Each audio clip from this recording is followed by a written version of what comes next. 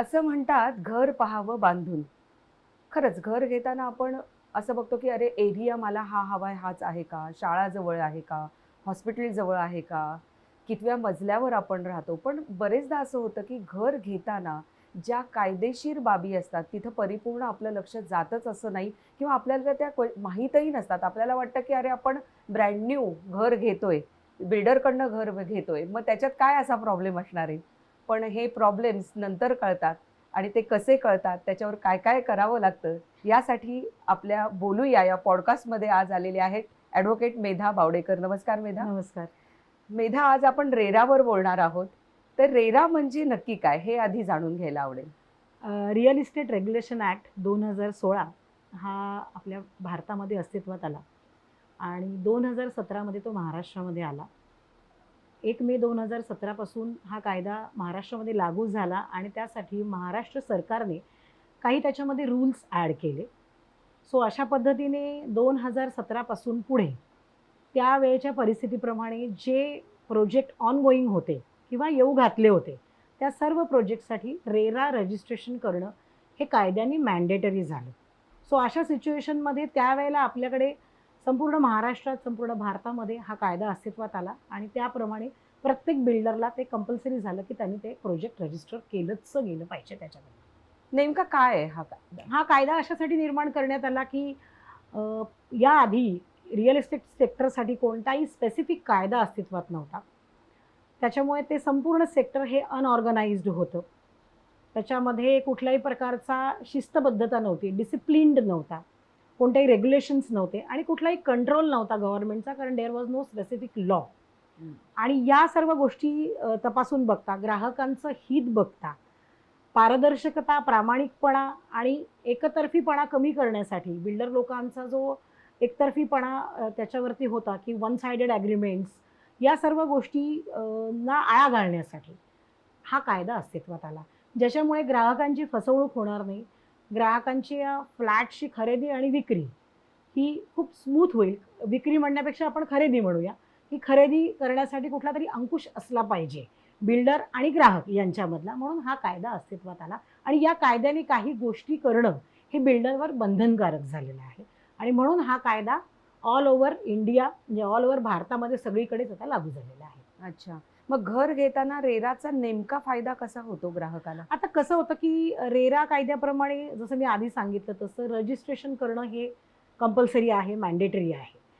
एकदा तुम्ही रेरा खाली रजिस्टर्ड प्रोजेक्ट असेल, तर त्याचा नंबर त्याला डिस्प्ले करणं बिल्डरला बंधनकारक असतं. त्याचं जे पॅम्पलेट बिल्डर करतो किंवा ज्याला आपण ब्रोशर म्हणतो, त्या ब्रोशरवर रेराचा नंबर दिला गेलेला असतो. रेरा पोर्टलवरती किंवा रेरा वेबसाईटवरती जाऊन तो नंबर तुम्ही जर तिथे ॲड केला, तर सर्चमध्ये किंवा ॲडव्हान्स सर्च या कॅप्शनमध्ये तुम्हाला त्या प्रोजेक्टविषयीची पूर्ण माहिती मिळते आणि मग ग्राहकाला त्यामध्ये आपल्याला नेमकं काय ह्याच्यातनं हवं आहे, कुठल्या पद्धतीचा फ्लॅट हवा आहे, कोणता फ्लोअर हवा आहे किंवा त्याचे टायटल डॉक्युमेंट्स काय-काय, त्याची सगळी माहिती ग्राहकाला त्या पोर्टलवर मिळते. त्या पर्टिक्युलर प्रोजेक्टचा नंबर अपलोड केल्यानंतर. अच्छा. पण म्हणजे हां. घर खरेदी करताना हे रेरा प्रोजेक्ट कसं चेक करायचं? आता तुम्ही रेराच्या वेबसाईटवर होमपेजवरती जेव्हा जाता, तेव्हा तुम्हाला तो जो मी आत्ता सांगितलं तसं ॲडव्हान्स सर्च किंवा सर्चमध्ये आपण नंबर टाकल्यानंतर त्याची संपूर्ण माहिती येते. बिल्डर काय आहे, प्रोप्रायटरी कन्सर्न आहे, पार्टनरशिप फर्म आहे का कंपनी लिमिटेड आहे, ते बिल्डरचं स्टेटस कळतं. त्याचे फायनान्शियल डॉक्युमेंट्स अपलोडेड असतात. त्याच्यानंतर प्रोजेक्टची जमीन कुठे आहे, त्याचा टोटल एरिया किती आहे, हा संपूर्ण प्रोजेक्ट किती फेजेसमध्ये आहे, 1, 2, 3, 4. त्याच्यानंतर कसे-कसे बांधकामाचे स्टेजेस काय-काय असणार आहे, किती फ्लोअरची बिल्डिंग असणार आहे, कोणते-कोणते सँक्शन्स बिल्डरनी घेतलेले आहे. म्हणजे जसं कॉर्पोरेशन असेल तर पी-एम-सी येतं, पी-सी-एम-सी येतं, पी-एम-आर-डी-ए कडनं चे सँक्शन्स येतात. बिल्डिंग सँक्शन प्लान्स अपलोड केलेले असतात. सर्च अँड टायटल रिपोर्ट असतो वकिलांचा. लँड संदर्भात बऱ्याच गोष्टी त्याच्यामध्ये दिलेल्या असतात. त्याच्यावरती असणारे एन्कम्बरन्सेसबद्दल बिल्डरला पूर्ण माहिती देणं बंधनकारक असतं. अशा बऱ्याच पद्धतीच्या संपूर्ण प्रोजेक्टची पूर्ण इन्फॉर्मेशन तुम्हाला त्या पर्टिक्युलर साईटवरती बघायला मिळते आणि मग त्याच्यामध्ये ग्राहकाला किती फसवणूक होण्याचे चान्सेस कंपॅरेटिव्हली कमी होतात, की जिथे आपल्याला काही माहितीच नाही आहे, की प्रोजेक्ट कुठे तयार होतोय, की त्याच्यामध्ये किती टोटल नंबर्स असणार आहेत, त्याचं पोझिशन डेट काय आहे, हेही बिल्डरला सांगणं मॅन्डेटरी आहे. हो. किती फेजेस आहेत, ए, बी, सी, डी, ई, एफ. मग आपण आता समजा एमध्ये घेत असू, तर एचं कंप्लिशन साधारण कधी अपेक्षित आहे? त्याचं रेरा रजिस्ट्रेशन कधीपर्यंत ऍप्लिकेबल आहे. सो या सगळ्या गोष्टींची माहिती आपल्याला त्या पोर्टलवरती त्या पर्टिक्युलर प्रोजेक्टच्या नंबरवरती मिळते. कारण बिल्डरला ती संपूर्ण माहिती अपलोड करणं हे कायद्याने बंधनकारक असल्यामुळे ती सर्व माहिती बिल्डरकडनं त्या पोर्टलवर अपलोड होते आणि ग्राहकांना ती उपलब्ध होते. रेरा कायद्याच्या प्रमाणे प्रमोटरच्या कोणकोणत्या जबाबदाऱ्या आहेत? हा, जसं मी आत्ता सांगितलं त्याप्रमाणे सर्व माहिती प्रमोटरनी अपलोड करणं बंधनकारक आहे.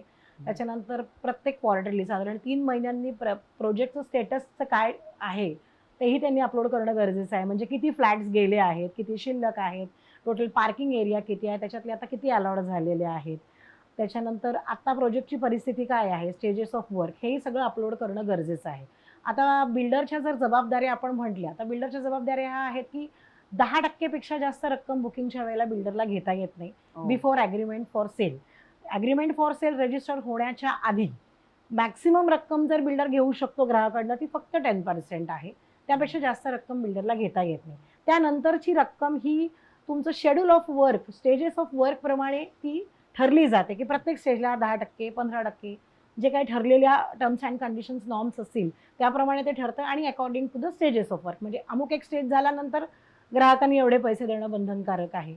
यासाठी बिल्डरला एक स्पेसिफिक अकाउंट मेंटेन करावं लागतं आणि त्या अकाउंटचा पैसा त्याला कुठे डायव्हर्ट करता येत नाही जेव्हा की प्रोजेक्ट रेराच्या अंडर रजिस्टर असतो. याआधी असं होत होतं की इकडचे पैसे बिल्डर तिकडे वापरत होते, या प्रोजेक्टचा पैसा काढून त्या प्रोजेक्टमध्ये वापरणं, ह्या गोष्टी खूप घडत होत्या आणि मग एक प्रोजेक्ट पूर्ण व्हायचा आणि दुसरा प्रोजेक्ट अर्धवट राहायचा. मग कोर्ट केसेस, मग लोकांचे प्रॉब्लेम्स, अशा बऱ्याच गोष्टी घडत होत्या. पण आता तसं बिल्डरला करता येत नाही. ज्या प्रोजेक्टसाठी घेतलेला पैसा त्याच प्रोजेक्टला वापरावा लागतो, दुसरीकडे तो डायव्हर्ट फंड्स करता येत नाही. अशा बऱ्याच प्रकारची निर्बंधनं रेरा कायद्याने आणलेली आहेत स्पेसिफिकली बिल्डर प्रमोटर यांच्यासाठी की जेणेकरून ग्राहकांचं कोणतंही नुकसान होणार नाही, त्यांना टाइमली पोझिशन मिळेल, त्यांचे लिगल हॅसल्स कम्प्लिटली म्हणण्यापेक्षा बऱ्यापैकी क्युअर होतील आणि पुढे जाऊन या सगळ्यामध्ये लिटिगेशन कमी व्हावं, लोकांची फसवणूक कमी व्हावं आणि लोकांचा पैसा चॅनलाइज होईल. म्हणजे hard money of the people, of the consumer should be used for that purpose only. म्हणजे आज मी फ्लॅट घेतला आणि बिल्डरला अमुक एक रक्कम दिली आणि ती रक्कम बिल्डरनी त्या प्रोजेक्टला न वापरता दुसरीकडे जर वापरली गेली तर माझे पैसे त्या प्रोजेक्टमध्ये वाया गेलेले आहेत. असं बरेचदा घडलेलं आहे की 2 वर्षाचं पोझिशन सांगितलं आणि 5 वर्ष लावले, 10 वर्ष लावली. परंतु आता रेरा कायद्यामध्ये कंपल्सरी तुम्हाला ॲग्रीमेंटमध्ये पोझिशनची डेट मेन्शन करावी लागते.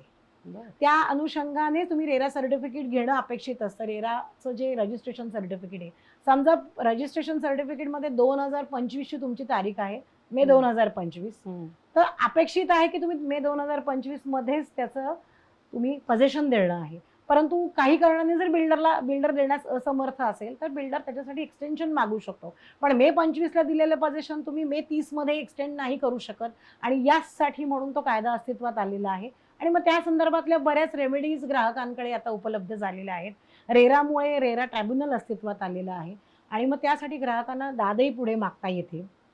अशा बऱ्याच गोष्टींमुळे त्या संपूर्ण रिअल इस्टेट क्षेत्रावरती एक प्रकारचा अंकुश तयार झालेला आहे आणि त्यामुळे कमीत कमी प्रॉब्लेम्स रिअल इस्टेटमधले आता उरलेले आहेत. बऱ्यापैकी प्रॉब्लेम सॉल्व्ह झाले असं आपण म्हणू शकतो. या सगळ्यामध्ये एक क्लॅरिटी आली आहे, व्हिजन क्लिअर झालेलं आहे आणि आता इतक्या इझिली बिल्डर किंवा आपण प्रमोटर ही मंडळी जी आहे ती इतक्या इझिली कुठल्याही ग्राहकाला फसवू शकत नाही, लांबवू शकत नाही, अशा पद्धतीने प्रोजेक्ट लांबवू शकत नाही. अशा पद्धतीने रेराची जी निर्बंधनं आहे त्यामुळे कुठेतरी या संपूर्ण गोष्टीला आळा बसलेला आहे. म्हणजे बिल्डरच्या ज्या एकतर्फी गोष्टी ज्या घडत होत्या याआधी, त्यांची जी मोनोपोली होती रिअल इस्टेटमध्ये, बिल्डरची होती, एजंट लोकांची होती, त्या संपूर्ण गोष्टींना कुठे ना कुठेतरी बऱ्याच प्रमाणात आता आळा बसलेला आहे. अच्छा, आता हे बांधकाम सगळं पूर्ण झालं पण बांधकामामध्ये काहीतरी त्रुटी आढळल्या बुवा, तर मग ह्याची तक्रार कशी ते करणार आणि त्याला काही लिमिटेशन असतं का?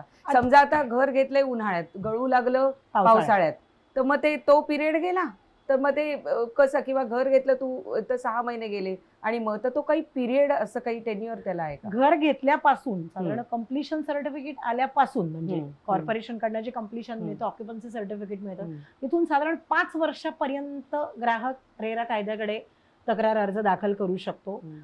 तो कशासाठी येतो तर स्ट्रक्चरल डिफेक्ट काही स्ट्रक्चरमध्ये डिफेक्ट असेल तुमच्या, जसं तू आत्ता म्हणालीस त्याप्रमाणे पाणी गळते, छतच गळायला लागले, स्लॅब कोसळतीये, भिंतींमध्ये प्रॉब्लेम्स आलेले आहेत, आणि तो मेजर स्ट्रक्चरल डिफेक्ट जेव्हा असतो विच इज अनक्युरेबल आपण असं म्हणू शकतो, किंवा सम प्रमाणात इट इज क्युरेबल पण it has to be done by builder. मग अशा परिस्थितीमध्ये तुम्ही रेरा कोर्टामध्ये रेरा ट्रायब्युनलकडे ऍप्लिकेशन करू शकता की तो स्ट्रक्चरल डिफेक्ट जो आहे तो बिल्डरने आम्हाला क्युअर करून द्यावा. आणि At his own कोणकोणत्या cost. अजून ह्याच्यात बाबी आता येतील? याच्यामध्ये बरेच प्रकार आहेत की तुम्ही वेगवेगळ्या कारणांसाठी तक्रार दाखल करू शकता. त्याच्यामध्ये एक असं आहे की टाइमली पजेशन, जेव्हा बिल्डरनी कमिट केलेलं असतं अग्रीमेंटमध्ये की मी अमुक अमुक दिवशी अमुक अमुक महिन्यात अमुक अमुक सालात पजेशन देतोय, परंतु काही कारणाने ते पजेशन डिले झालेलं आहे, अशा परिस्थितीमध्ये आपण त्या डिले पजेशनच्या काळापुरता इंटरेस्ट आणि डिले पजेशन यासाठी आपण नुकसान भरपाईचा अर्ज कोर्टाकडे करू शकतो, रेरा ट्रायब्युनलकडे करू शकतो. बरोबर. दुसऱ्या परिस्थितीमध्ये जेव्हा की रेरा रजिस्ट्रेशन पूर्ण रिवोक झालेलं आहे, अशा परिस्थितीमध्ये आपण पैसे परत मागण्यासाठी अर्ज करू शकतो. किंवा काही कारणाने बिल्डरनी तो पूर्ण बिझनेसच बंद करून टाकला आहे, रिअल इस्टेटचा, डेव्हलपमेंटचा, किंवा ॲज अ बिल्डर हा बिझनेस बंद केला असेल तरीही आपण रेरा कोर्टामध्ये तक्रार करू शकतो. किंवा बिल्डरच्या चुकीमुळे लँड डिफेक्टिव्ह टायटल लँडचं जर असेल आणि ह्याच्यामुळे ग्राहकाचं काही नुकसान झालं असेल, आर्थिक म्हणा या सगळ्यामध्ये जो त्याचा पैसा इन्व्हेस्ट झालेला आहे, आणि लँड ज्या पर्टिक्युलर लँडवर ती बिल्डिंग उभी आहे, जो प्रोजेक्ट उभा राहणार आहे त्या लँडचंच टायटल डिफेक्टिव्ह असेल आणि ज्याच्यामुळे ग्राहकाला नुकसान झालं असेल काही, तर तो त्याहीसाठी तक्रार अर्ज रेराकडे करू शकतो. त्याच्यासाठी तक्रार अर्ज विथ कॉम्पेन्सेशन आणि रिफंड ऑफ अमाऊंट या दोन्हींसाठी ग्राहक ॲप्लिकेशन तसं करू शकतो. आणि कोर्टाकडनं त्याला इंटरेस्ट विथ इंटरेस्ट ही रक्कम जर त्याच्या केसमध्ये तेवढे लिगल काय म्हणू शकतो आपण त्याला मेरिट्स असतील तर त्याला डेफिनेटली कोर्टाकडनं तो रिलीफ मिळतो.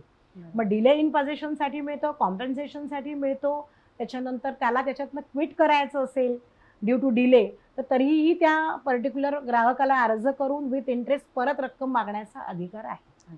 सो अशा 4 ते 5 कंडिशनमध्ये आपण कोर्टाकडे ॲप्लिकेशन करून आपण आपले पैसे विथ इंटरेस्ट मागू शकतो. आता घर घेतलं की पार्किंग हा सध्या एक खूप मोठा भाग आहे, तर या रेराचा आपण जे म्हणतो तो पार्किंग आणि बिल्डर ह्याच्यामध्ये काय हे आहे, म्हणजे बिल्डर कितपत पार्किंग हे करू शकतो? आता पार्किंग हा इतका क्रुशियल आणि इतका कॉम्प्लिकेटेड विषय झालाय पुणे, मुंबई आणि या मोठ्या शहरांमध्ये. म्हणजे पार्किंग नसेल तर तुमचा फ्लॅट विकलाही जात नाही आणि कोणी खरेदी करायला पण घेत नाही. कारण थोडक्यात मराठीत म्हणायचं तर ते नाकापेक्षा मोती जळ, कारण पार्किंग हे फार मोठी गोष्ट झालेली आहे. तर आता रेरामध्ये कसं आहे की महारेरा रूल 2017 मध्ये कव्हर्ड पार्किंग ही कन्सेप्ट आलेली आहे, ज्याच्यामध्ये पोडियम पार्किंग येतं, जमिनीवरचं पार्किंग येतं, पोडियम पार्किंग येतं, किंवा मेकॅनिकल पार्किंग जे आता आपण मल्टी स्टोअर मेकॅनिकल पार्किंग येतात. कारण जागेचं सगळीकडेच अभाव आहे, प्लॉट छोटे आहेत, प्लॉटचा एरिया लहान आहे. जेव्हा की मल्टी स्टोअर आपले 2 मजली पार्किंग असतात, मेकॅनिकल पार्किंग ज्याला आपण म्हणतो. सो हे सगळे परमिटेड आहे. Right to use the park, right to park your vehicle, अशा तत्वावरती तुम्हाला ते पार्किंग तुमच्या ॲग्रीमेंट फॉर सेल बरोबर, म्हणजे त्या पर्टिक्युलर फ्लॅट बरोबर तुम्हाला पर्टिक्युलर पार्किंग ज्याचा की प्लॅन सँक्शन आहे कॉर्पोरेशनकडनं किंवा PMRDA कडनं किंवा PCMC मध्ये, तर या परिस्थितीमध्ये जे सँक्शन प्लॅन असेल तर तुम्हाला पर्टिक्युलर ते पार्किंग तुम्हाला मिळू शकतं. आणि त्या पार्किंगचा उल्लेख आपल्या ॲग्रीमेंटमध्ये असणं गरजेचं आहे. आणि त्याचबरोबर तो आपल्या ॲग्रीमेंटच्या इंडेक्स 2 मध्ये पण ते पार्किंग दिसतं. स्पेसिफिकली तुम्ही ते पार्किंग म्हणूनच ते वापरण्याचा तुम्हाला अधिकार प्राप्त होतो. अच्छा. आता सध्या आपण बघतो पुणं काय किंवा बाहेरही काय की जागोजागी सगळीकडे ते निळे पत्रे दिसतात, म्हणजे कुठं प्लॉट शिल्लक दिसतच नाही, सगळीकडे रिडेव्हलपमेंट सुरू आहे. तर आता या रिडेव्हलपमेंटमध्ये रेरा कसा उपयुक्त ठरतो? आता रिडेव्हलपमेंट हे सोसायट्यांचं होतं, अपार्टमेंट कंडोमिनियम किंवा सोसायटी या बिल्डिंगचं रिडेव्हलपमेंट जेव्हा होतं तेव्हा जो बिल्डर आपण अपॉइंट करतो सोसायटी, तर त्या बिल्डरला ते मॅन्डेटरी आहे की ते रजिस्ट्रेशन करून घेणं प्रोजेक्ट. आणि जर समजा सोसायटी स्वतः सेल्फ रिडेव्हलपमेंट करत असेल तर त्या कंडिशनमध्ये सुद्धा तुम्हाला रेरा रजिस्ट्रेशन मॅन्डेटरी नाही आहे, जोपर्यंत सगळे फ्लॅट तुम्ही स्वतःच वापरणार असाल तर. पण त्यातले काही जर तुम्ही फ्लॅट विकणार असाल, म्हणजे बिल्डर असेल किंवा सोसायटी असेल, की समजा आता सोसायटीमध्ये 10 मेंबर आहेत आणि टोटल तुम्ही फ्लॅट 15 काढताय सेल्फ रिडेव्हलपमेंटमध्ये आणि उरलेले 5 फ्लॅट तुम्ही बाहेरच्या लोकांना विकणार असाल, तर मग त्या केसमध्ये रेरा रजिस्ट्रेशन मॅन्डेटरी आहे. आणि बिल्डरकडे जेव्हा बिल्डर फ्लॅट एखादी सोसायटी रिडेव्हलपमेंटला घेतो तेव्हा तो अर्थातच काही फ्लॅट स्वतःसाठी ठेवतो, त्याच्यातले काही विकतो. तो त्याही केसमध्ये तुम्हाला रेरा रजिस्ट्रेशन करणं हे मॅन्डेटरी आहे. त्यावेळेला बिल्डर सोसायटी यांच्यामध्ये जे ट्रायपार्टी ॲग्रीमेंट होतं त्याचप्रमाणे रजिस्ट्रेशन होतं आणि मग तिथे सोसायटी आणि बिल्डर हे दोघंही प्रमोटर या कॅटेगरीमध्ये रिडेव्हलपमेंटच्या स्कीममध्ये तो प्रोजेक्ट रजिस्टर होतो. अच्छा.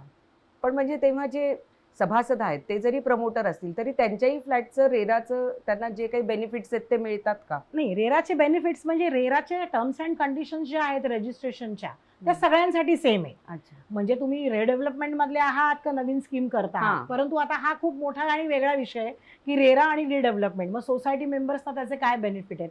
तर सोसायटी स्वतःच त्याच्यामध्ये प्रवर्तक म्हणजे प्रमोटर असते.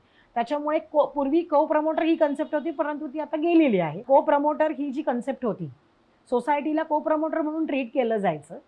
प्रमोटर बिल्डर, को प्रमोटर सोसायटी, आता हे संपूर्ण गेलेलं आहे. कायद्याने ते काढून टाकलेलं आहे रेराने. आणि आता प्रमोटर दोन्ही असतात. बिल्डरही प्रमोटर असतो आणि सोसायटीही प्रमोटर असते. सो ह्या दोघांना मिळून ते रेरा रजिस्ट्रेशन करणं गरजेचं असते. आणि यामध्ये मग सोसायटी पण एक ॲज अ प्रमोटरच तिथे त्याचं स्वरूप तयार होतं. का तयार होतं तर कारण सोसायटीची जागा मालकीची असते. सोसायटी ही जागा मालक असते. त्याच्यामुळे रिडेव्हलपमेंटमध्ये सुद्धा तुम्हाला रेरा रजिस्ट्रेशन कंपल्सरी आहे, मॅन्डेटरी आहे.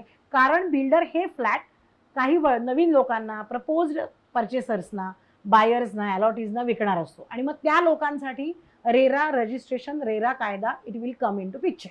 त्या लोकांना रेरा कायदा ॲप्लिकेबल होतो कारण ते डायरेक्ट बिल्डरकडनं किंवा प्रमोटरकडनं तो फ्लॅट विकत घेत असतात. अच्छा. तू गेली 3 दशकं प्रॅक्टिस करत आहेत जवळपास आणि 2019 पासून रेरावर तू काम करत आहे. हो, तर आता 18 पासून. हां, तर तुझा हा जो हे तुझ्याकडे काही केसेस आलेले आहेत का की ज्याच्यामध्ये तू याच्यामध्ये काही न्याय त्यांना मिळवून दिलाय? हो, अशा बऱ्याच केसेस झाल्यात की एकतर काही केसेसमध्ये असं झालेलं आहे की बिल्डरनी 4-4 वर्ष हे लांबवलेलं आहे, पोझिशन लांबवलेलं आहे. मग त्या केसमध्ये रेरानी असे निकाल दिलेले आहेत की रेट ऑफ इंटरेस्ट त्यांना जो आहे तो जो आता प्रिव्हेलिंग SBIचा जो MCLRचा जो रेट ॲप्लिकेबल होतो त्याप्रमाणे पूर्ण पैसे विथ रेट ऑफ इंटरेस्ट देणं मॅन्डेटरी आहे असं बिल्डरला सांगितलं आहे. विदिन 60 दिवस, कधी 60 दिवस आहेत, कधी 45 दिवस आहेत. प्रत्येक केस टू केस गोष्टी व्हेरी होतात. कधी कधी असं होतं की खूप लोकांचा जमाव असतो. म्हणजे एका स्कीममधले 40 लोकं असतात जे केसेस दाखल करतात बिल्डर विरुद्ध. त्या संपूर्ण केसेस एकत्रितरित्या चालल्या जातात आणि मग सगळ्यांना मिळून एकच काहीतरी ऑर्डर दिली जाते की जी ज्याला आपण एकत्रित ऑर्डर होते सगळ्या समूहासाठी. अशा बऱ्याच केसेसमध्ये घडलेल्या आहेत. आणि मग त्यानंतर कधी बिल्डरला फायनान्शियल प्रॉब्लेम असतो. मध्ये आता जसं कोविड येऊन गेला त्यावेळेला बऱ्याच वेळेला मटेरियलची नॉन अवेलेबिलिटी होती. ज्याला आपण म्हणतो नॅचरल कलॅमिटी. कोविड हा नॅचरल कलॅमिटीचाच एक भाग होता. मग अशा परिस्थितीमध्ये रेरा अथॉरिटीनी साधारण कधी 1 वर्षाचं काही प्रोजेक्ट्सला 1.5 वर्षांचं असं एक्सटेन्शन दिले. पण त्या व्यतिरिक्तही जर डिले झालेला असेल तर लोकांना त्या उरलेल्या पिरियड करता व्याज आणि त्यांचे भरलेले पैसे असं मिळालेले आहे. काही लोकांनी पैसे घेऊन क्विट केलेले आहे, काही लोकांनी फ्लॅट कंटिन्यू केलेला आहे आणि मग उरलेली रक्कम ही फायनल पेमेंटमधनं ॲडजस्ट केली जावी अशा पद्धतीने त्या गोष्टी सेटल झालेल्या आहेत. त्यामुळे अशा बऱ्याच केसेस झालेल्या आहेत रेरामध्ये की ज्याच्यामध्ये की अलॉटीजना म्हणजे होम बायर्सला न्याय मिळालेला आहे रेरा ट्रायब्युनलकडनं. कधी असंही होतं की लँड ओनर पण केस करतात बिल्डर विरुद्ध, जे जागा मालक असतात. त्यांचं स्वतःचे इंटरनल काही डिस्प्यूट्स असतात की बिल्डरने आम्हाला 10 फ्लॅट कमिट केले आणि दिले 2च फ्लॅट, किंवा आम्हाला एवढे पैसे अमुक एक पैसे कमिट केले आणि कमी दिले पैसे. पण मग अशा परिस्थितीमध्ये रेराकडे त्यांना न्याय मागता येत नाही, त्यांना सिव्हिल कोर्टात जावं लागतं. अच्छा. अशा केसेस बऱ्याच अशा पद्धतीने घडतात. परंतु आत्तापर्यंतच्या केसेसमध्ये असं झालेलं आहे की जेव्हा जेव्हा लोकांनी कॉम्पेन्सेशनसाठी किंवा त्याच्यावरच्या इंटरेस्टसाठी पोझेशनसाठी दिलेलं आहे तर त्यांना रेराकडून रिलीफ लवकरात लवकर मिळालेलं आहे. लँड ओनर आणि बिल्डर यांच्यामधले काही डिस्प्यूट्स असतील तर त्याची कंप्लेंट रेरामध्ये दाखल करता येत नाही, ती आपल्याला सिव्हिल कोर्टातच करावी लागते. आणि जसं मी आधी म्हणाले तसं की कुठल्या कुठल्या केसेसमध्ये अलॉटी किंवा परचेसर आपण बिल्डरच्या विरुद्ध तक्रार करू शकतो. तर त्याच्यामध्ये एक अजून गोष्ट ॲड करायची की ॲग्रीमेंट फॉर सेल जे दोन्ही पार्टीजमध्ये झालेलं असतं त्याच्यातल्या कुठल्याही टर्म्स अँड कंडिशन्स बिल्डरनी किंवा ऑब्लिगेशन्स बिल्डरनी फॉलो केल्या नाहीत किंवा रिवोक केल्या तर त्या परिस्थितीमध्ये सुद्धा आपल्याला रेराच्याकडे केस दाखल करता येते. तर कुठल्या स्पेसिफिकेशन्स काही दिलेली असतात तर त्या स्पेसिफिकेशनप्रमाणे जर काही काम झालं नाही, बिल्डरनी ते केलं नाही, त्याच्यातलं पोझिशन डेट फॉलो केली नाही किंवा अजून काही वेगळ्या टर्म्स अँड कंडिशन्स असतील त्याप्रमाणे बांधकाम झालं नसेल, अशा कुठल्याही कंडिशन ज्या फॉलो केल्या गेल्या नाहीत बिल्डरकडनं, अशा केसेसच्या, अशा रिवोकिंग टर्म्स अँड कंडिशन्सच्या अगेन्स्ट सुद्धा आपल्याला तक्रार दाखल करता येते. अच्छा. आणि जसं मगाशी मी म्हटलं तसं की आपण काय बघू शकतो रेरा पोर्टलवरती, जो आपला आधीचा प्रश्न होता, तर बिल्डर काय अमेनिटीज देणार आहेत, काय स्पेसिफिकेशन्स देणार आहे आपल्याला. जसं आता रूफटॉप अमेनिटीज कन्सेप्ट आपल्याकडे आलेली आहे. त्याच्यामध्ये वर्क स्टेशन येतं, त्याच्यामध्ये गार्डन येतं, क्लब हाऊस येतं, योगा, जिम, अशा बऱ्याच गोष्टी असतात. पण मग या सगळ्या गोष्टीचं स्पेसिफिकेशन्स रेरा पोर्टलवर देणं बिल्डरनी मॅन्डेटरी आहे. अलॉंग विथ दॅट तो जे पॅम्पलेट किंवा ब्रोशर आपल्याला देतो त्याच्यामध्ये ज्या गोष्टी उल्लेख केलेल्या आहेत त्यांनी तेही देणं बंधनकारक आहे. जर त्या गोष्टी तो देऊ शकला नाही तर त्याच्याही अगेन्स्ट आपण तक्रार दाखल करू शकतो. अच्छा. आता जसं एक केस अशी झालेली होती की आमचे क्लायंट आहेत, त्यांनी एका कर्वेनगर एरियामधल्या एका मोठ्या बिल्डरकडे एक फ्लॅट विकत घेतला.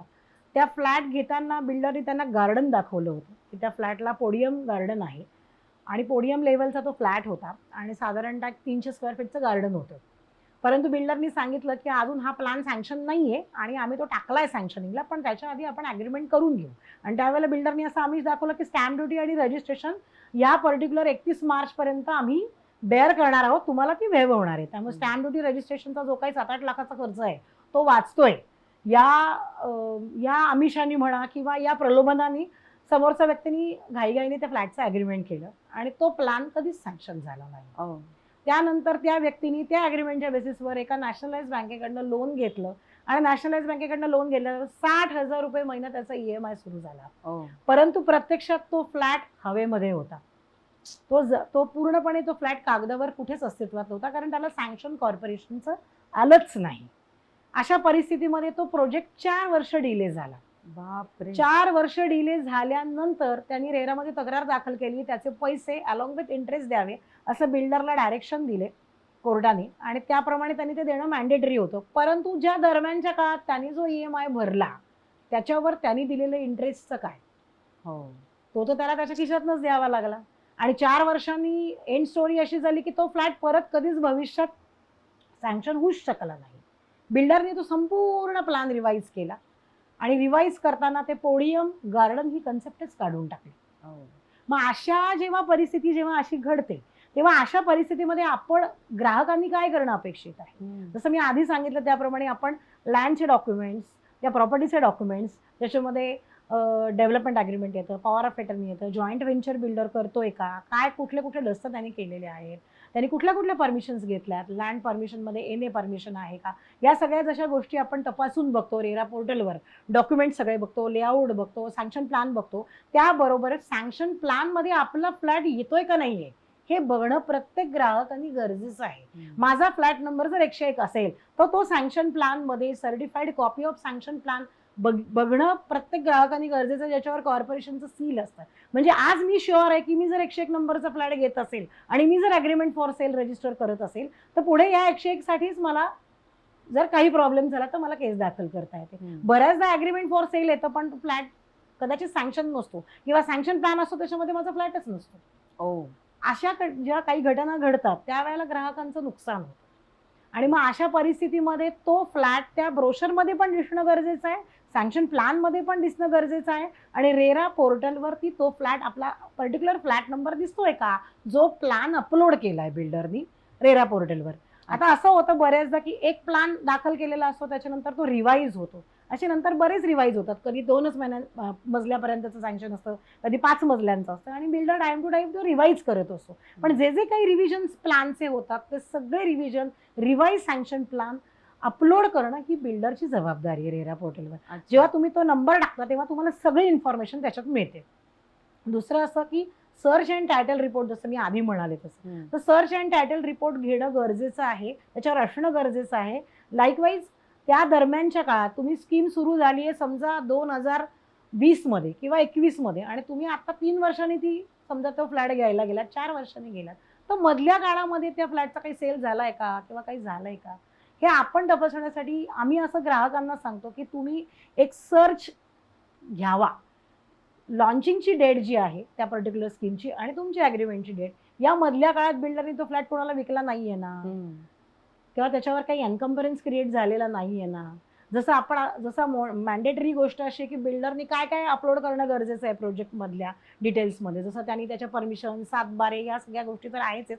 त्याचबरोबर त्या पर्टिक्युलर प्रॉपर्टीवरती कुठला इन्कम्बरन्स नाही आहे ना, म्हणजे कारण प्रोजेक्ट लोन बरेच वेळा बिल्डर घेतात आणि मग प्रोजेक्ट लोन जेव्हा घेतात तर कुठल्या पर्टिक्युलर बँकेकडे मॉर्गेज आहे का, मॉर्गेज असेल तर त्याचं मॉर्गेज डीड अपलोड करणं गरजेचं आहे, तर किती करोडचं त्यांनी लोन घेतलंय, किती लाखांचं लोन घेतलंय, या सगळ्या गोष्टींचं त्यांनी प्रत्येक गोष्ट ही has to disclose on RERA portal. अच्छा. लाईक दॅट, जसं तुम्ही पर्टिक्युलरली एखादा फ्लॅट घेत असाल तर तो फ्लॅट घेताना त्या फ्लॅटवर आधी कुठे बिल्डरनी विकला नाहीये ना, त्या पर्टिक्युलर फ्लॅटवर दुसऱ्या कुठल्या व्यक्तीचा बोजा नाहीये ना, किंवा तोच फ्लॅट बिल्डरनी मॉर्गेज केला नाहीये ना कुठल्या कंपनीकडे किंवा फायनान्शियल इन्स्टिट्यूशनकडे किंवा एखाद्या बँकेकडे. सो हे सगळ्या गोष्टी आपण रेरा पोर्टलवर बघण्याबरोबर आपण एक सर्च रिपोर्ट घ्यावा असं आम्ही प्रत्येक होम बायरला सजेस्ट करतो की जर तो कालावधी एक 2 ते 3 वर्षाचा असेल तर मधल्या काळामध्ये आपलं टायटल क्लिअर आहे का नाही हे बघणं ही आपली जबाबदारी आहे. कारण प्रोजेक्ट लॉन्चिंगची डेट आपल्याला माहिती असते, ती पर्टिक्युलर फेज कधी लॉन्च झालेली आहे आणि दरम्यानच्या काळात समजा तुम्ही तो फ्लॅट 2020 ला बांधकाम सुरू झालं आणि तुम्ही रेडी पोझिशन फ्लॅट घ्यायला गेलात तर मध्ये 4 वर्षाचा कालावधी गेलेला असतो. सो त्या दरम्यान त्याच्यावर काही व्यवहार झालेले नाही आहेत ना. To safeguard your interest we always recommend to go with search and title report for. आणि बिल्डरला तर हे मॅन्डेटरीच आहे की त्यांनी डिस्क्लोज करणं गरजेचं आहे की किती लोन त्यांनी अवेल केलेलं आहे, त्यातला किती लोन त्यांनी फेडलेला आहे आणि त्या पर्टिक्युलर फ्लॅटवर काही बोजा नाही आहे ना, हे ग्राहकांनी बघून घ्यायला पाहिजे. बिल्डरकडून ते तपासून घेतलं पाहिजे किंवा त्यांचे जो कोण ॲडव्होकेट्स असतील तर त्यांचा त्याच्यावरती सल्ला घ्यावा आयडियली, जर असं काही दिसत असेल रेरा पोर्टलवर तर. अदरवाईज तुम्हाला सगळी इन्फॉर्मेशन त्याच्यावर अवेलेबल असतेच की त्याच्यावर काही रेरा केसेस आहेत का त्या बिल्डरच्या याच प्रोजेक्टबद्दल आधीच्या काही ग्राहकांनी केलेल्या, किंवा कुठली हायकोर्टची केस आहे किंवा सिव्हिल कोर्टात कुठली केस आहे, या सगळ्या गोष्टी जसं बिल्डरला डिस्क्लोज करणं मॅन्डेटरी आहे तसं ग्राहकांनी ते बघणं अपेक्षित आहे की या पर्टिक्युलर प्रॉपर्टीवरती काही इन्कम्बरन्स नाही आहे ना. सो हे बघणं आयडियली, किंवा त्याच्यावर कुठला स्टे नाही आहे ना. जर स्टे एखाद्या पर्टिक्युलर प्रोजेक्टवर असेल आणि आपण बिल्डरला पैसे देऊन बसलो, ॲग्रीमेंट झालं किंवा झालं नाही, तर तुमचा हार्ड अँड मनी त्याच्यात तिथे गुंतला जातो आणि तुम्हाला काहीच मिळत नाही. त्याच्यामध्ये फक्त वेटिंग पिरियड, याच्या पलीकडे तुमच्या हातात काहीही उरत नाही की जे ती केस रिझॉल्व्ह होईल. असं झालेलं आहे एका केसमध्ये की लोकांनी पैसे तिथे गुंतवले, ॲग्रीमेंट झाले आणि त्याच्यानंतर हायकोर्टचा स्टे आला, त्याला काही NDAच्या परमिशन्सच्या NDAच्या काहीतरी आपण ज्याला म्हणतो पॅरामीटर्समध्ये ते येत असल्यामुळे त्याला हाय फ्लोअर बिल्डिंगला किंवा हायराईज बिल्डिंगला त्यांना परमिशन नाही मिळाली बिल्डरला, म्हणून तो पर्टिक्युलर एक समजा 40 फ्लोअरची बिल्डिंग असेल तर ती डायरेक्ट 20 फ्लोअरवरच आली. मग वरच्या फ्लॅटचं भवितव्य काय, त्यांना कुठे बिल्डर ऍडजस्ट करणार. सो या सगळ्या गोष्टी आपण पण तपासून बघणं गरजेचं आहे ॲग्रीमेंट करण्यापूर्वी. मग अशा परिस्थितीमध्ये प्लॅन सँक्शन असल्याशिवाय आम्ही सांगतो प्रत्येक होम बायरला की आपला फ्लॅट दिसल्याशिवाय जाऊ नका ॲग्रीमेंट करायला. आपला प्लॅन सँक्शनमध्ये तो फ्लॅट पाहिजे किंवा पूर्ण सँक्शन आल्यानंतरच तुम्ही त्या फ्लॅटचं ॲग्रीमेंट करा. आणि त्यासाठी तुम्हाला किती रक्कम भरावी लागते तर फक्त 10%. कारण बिल्डरला 10%पेक्षा जास्त रक्कम तुमच्याकडनं घेताच येत नाही before agreement for sale. Agreement for sale नंतर तुम्ही देता आणि रेडी पोझिशन फ्लॅटला तर तुम्हाला सगळ्याच गोष्टींची क्लॅरिटी मिळते. तुमच्याकडे OC आलेलं असतं, सगळे डॉक्युमेंट तुम्ही बघता. फक्त मधल्या 4-5 वर्षांचा जो काही कालावधी गेला असेल तेवढ्या काळात बिल्डरने कुठे तो फ्लॅट कोणाला विकलेला नाहीये ना, कॅन्सलेशन झालेलं नाही ना, हे एकदा याची खातरजमा करून घ्यावी असं अपेक्षित आहे ग्राहकांना. या सगळ्याचा फायदा ग्राहकांना होतो आणि ही संपूर्ण इन्फॉर्मेशन रेरा पोर्टलवरती दिली जाते. अच्छा. रेरामध्ये कार्पेट एरिया कसा मोजतात? आता कार्पेट एरिया ही खूप वाईड कन्सेप्ट आहे. आधीचा कार्पेट एरिया जो आपल्याकडे मोफा म्हणून जो कायदा होता त्याच्यामध्ये ही कार्पेट एरिया थोडी वेगळी होती आणि रेरा आल्यानंतर ती बदलली. मग आता सगळीकडे ऐकायला मिळतो रेरा कार्पेट. मग रेरा कार्पेट म्हणजे काय?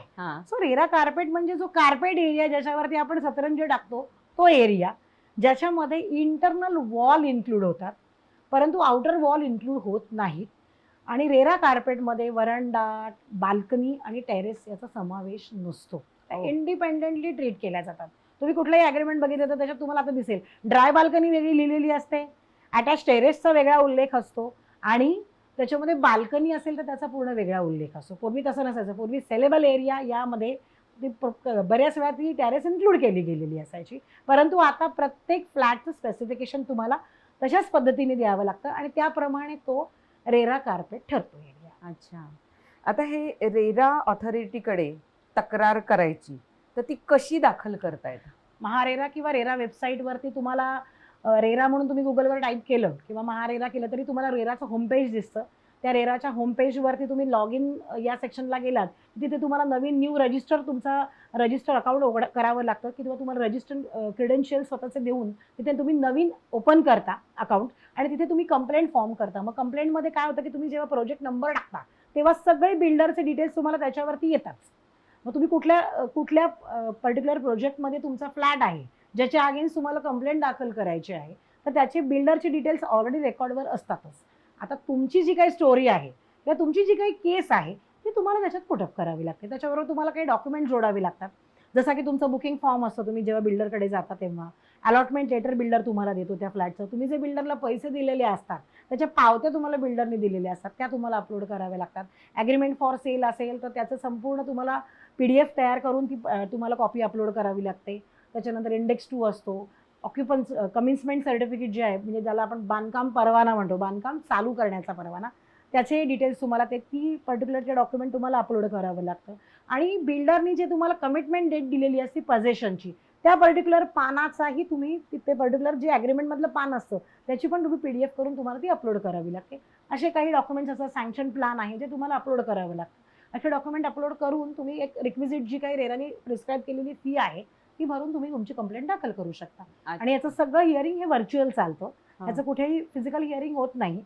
आणि मग तुम्हाला त्या पद्धतीने तुम्हाला मेल ID वरती तुमच्या पर्टिक्युलर त्या मीटिंगचा डेट आणि टाइम आणि तुमचा हे लॉग इन क्रेडेन्शियल्स येतात, आणि ती प्रत्येक तारखेनंतर पुढे तुमचं हिअरिंग होतं त्या कोर्टासमोर. तुझं एक पुस्तक आलं होतं Medha, emphasis on redevelopment process of cooperative housing societies, बरोबर. आता या पुस्तकानंतर, म्हणजे तेही पुस्तकाचं मला वाटतं दुसरी एडिशन सुद्धा तुझी आली, खूप गाजलं ते पुस्तक. आपण रिडेव्हलपमेंटवर दुसरा एपिसोड नक्कीच करणार आहोत, कारण तोही खूप महत्वाचा विषय आहे, खूप क्रुशियल विषय आहे. तर आता पुढचे प्रोजेक्ट तुझे काय आहेत? असं काही लिखाण तू केलंयस? आता रेराचं एक पुस्तक माझं येऊ घातलंय, ते मोस्टली 1-1.5 महिन्यामध्ये पब्लिश होईल, आणि ते फक्त रेरावरतीच आहे. त्या पुस्तकाचं नाव आहे रेरा ॲट अ ग्लान्स. आणि मग रेरा आणि महारेरा, त्याच्यात ते महारेरा रूल्स आणि रेरा 2016 असं त्याच्याबद्दलच्या पर्टिक्युलर अलॉटीजना मिळणाऱ्या आणि अलॉटीचे फंक्शन्स, प्रमोटरचे फंक्शन्स, त्यांच्या ड्युटीज याच्या संदर्भामध्ये बऱ्याच गोष्टी, आणि काही केस लॉज, त्या संदर्भातले गव्हर्नमेंटचे रेराचे नोटिफिकेशन्स, गव्हर्नमेंटचे GR, असं सगळं त्याच्यामध्ये त्याचा उल्लेख आहे. अच्छा, तुला ऑल द बेस्ट त्या पुस्तकासाठी सुद्धा. आता बोलूया आमच्या या पॉडकास्टमध्ये तू आज आलीस आणि आमच्या सगळ्यांशी इतका मुक्तपणे संवाद साधला. मला अगदी खात्री आहे की हा एपिसोड सगळ्यांना नक्की आवडणार. आमच्या बोलूया टीमतर्फे तुला माणूस आणि प्रॉपर्टी हे शेखर गायकवाड यांचं पुस्तक मी तुला देऊ इच्छिते. तुम्हाला आजचा आमचा हा व्हिडिओ आवडला असेल तर तो जरूर लाईक करा. तुम्हाला यामध्ये काही अजून शंका असतील, अजून तुमचे वेगळे प्रश्न असतील तर ते जरूर कमेंटमध्ये पोस्ट करा. आणि अजूनही तुम्हाला वकिलांकडून, आता साक्षात इथे आलेले आहेत, 30 वर्ष त्यांची प्रॅक्टिस झालेली आहे, तर अजून काही यांच्याकडनं वेगळे विषय, जसं रिडेव्हलपमेंट आम्ही घेऊन येऊच पुढे, तर असे विषय काही तुम्हाला हवे असतील त्यांच्याकडनं तर जरूर सांगा. आम्ही तेही विषय तुमच्यापर्यंत मांडण्याचा प्रयत्न करू बोलूयाच्या टीमतर्फे. तुम्ही आमचं चॅनल लाईक करा, शेअर करा आणि सबस्क्राईब करा ही मी तुम्हाला विनंती करते. धन्यवाद.